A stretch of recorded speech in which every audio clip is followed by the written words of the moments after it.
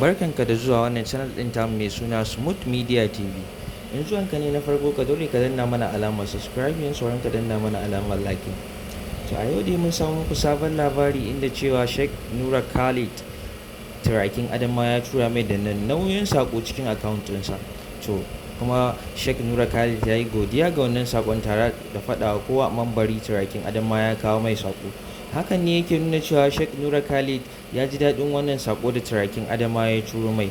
To dalilin hakan kuma mutane da yawa suna ta tsegunta akan wannan kuɗaɗe da aka bawa Sheikh Nura Khalid. Wayan suna cewa abin ai bai yi daɗi ba, wayan kuma suna cewa hakan ya yi daɗi, nuna kulawa ce ga turakin Adamawa.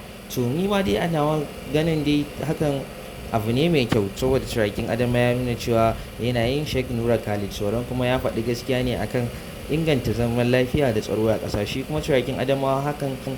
Domin jin cikakkiyar hirar da muka yi da Sheikh Nura Khalid, ka danna mana alamar subscribing, za mu kawo muku ci gaban magana tamu da Sheikh Nura Khalid a bidiyon mu na gaba.